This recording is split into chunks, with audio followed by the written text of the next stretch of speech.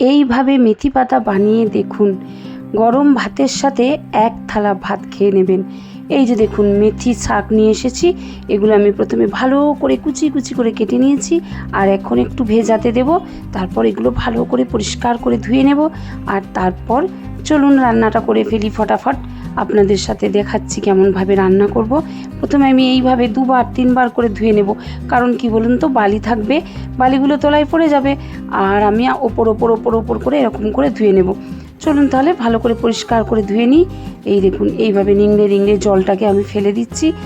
এরকমভাবে আমি 2-3 বার ধোবো, তাহলে কি হবে, বালি তো থাকবেই না, আর একদম পরিষ্কারভাবে ধোয়া হয়ে যাবে। আর শাকটা যত কুচি কুচি করে কাটবেন ততই ভালো। তো চলুন রান্নাটা করে নিই। ওই দেখুন আমি কয়েকটা রসুন ছাড়িয়ে নিয়েছি, রসুনের খোসাগুলো ছাড়িয়ে আমি এগুলো এখন ছেঁচে নিয়েছি। এই দেখুন রসুনগুলো ছেঁচে এইভাবে ছেঁচে নিয়েছি। এখন গরম তেলের মধ্যে দিয়ে দেব গোটা জিরে, শুকনো লঙ্কা, আর এটা শুকনো লঙ্কা গোটা জিরে ভাজা হয়ে গেলে তার মধ্যে আমি রসুনটা দিয়ে দেব। এই দেখুন এখন রসুনটা অল্প সামান্য ভাজা ভাজা করে তারপর মেথি শাকগুলো আমি দেব, কারণ এটা বেশি পুড়ে যাওয়াও যাবে না, যে রসুনের সেন্টটা ওটা থাকবে না। তো এই যে আমি এটা একটুখানি ভেজে নিচ্ছি, যাতে কাঁচা রসুনের গন্ধটাও চলে যায় আর রসুনটাও একটু সামান্য ভাজা হয়ে যায়। তো এই যে আমার এখন ভাজা হয়ে গেছে, এখন আমি শাকগুলো দিয়ে নিচ্ছি।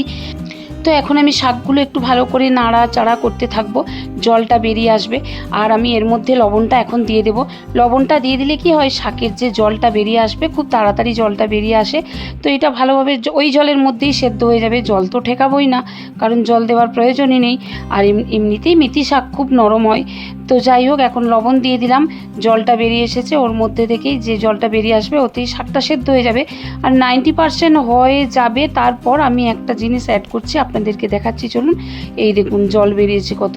তো জলগুলো বেরোলে ওর শাক সেদ্ধ হয়ে যাবে ওর মধ্যেই। তো এখন আমি একটু নাড়াচাড়া করতে থাকবো। এবার আমি এর মধ্যে কয়েকটা কাঁচা পাকা লঙ্কা দিয়ে দেব, কারণ কি বলুন তো, এই যে লঙ্কার সেন্টটা, তো এটা এখন এর মধ্যে চলে আসবে। আর একটা বাটির মধ্যে নিয়ে নিয়েছি কিছুটা চালের গুঁড়ো। তো চালের গুঁড়োতে জল দিয়ে ভালো করে নাড়িয়ে গুলিয়ে নিয়েছি, আর এর মধ্যে দিয়ে দিলাম। এটা এখন বেশ ভালো করে মাখা মাখা মতন হয়ে যাবে, ফুটতে থাকবে, শাকটা ভালো করে ভাজা ভাজা হয়ে আসবে, তখন আমি নামাবো। তারপর তো গরম ভাতের সাথে এইভাবে করে দেখবেন, একটু ঝালঝাল হবে, এত সুন্দর খেতে। এখন একটু লো ফ্লেমে রেখে দিলাম, এত সুন্দর খেতে হবে, আপনারা এক থালা ভাত এমনিই উঠে যাবে। এখন আমি ভাত নিয়ে নিয়েছি, কাঁচা লঙ্কা, কাঁচা পেঁয়াজ আর শাক, আর আমার বাকি যা ছিল তা, আর গরম গরম ভাতের সাথে এত সুন্দর লাগবে। তো ভিডিওটা আজকের মতো এখানে শেষ করছি, দেখা হবে নতুন আবার একটা ভিডিও নিয়ে। এখানে আছে মাছ দিয়ে ফুলকপি আলুর ঝোল। আরও নতুন নতুন রেসিপি পেতে আপনারা চ্যানেলটাকে সাবস্ক্রাইব করে রাখুন। আজকের মতো টাটা, বাই।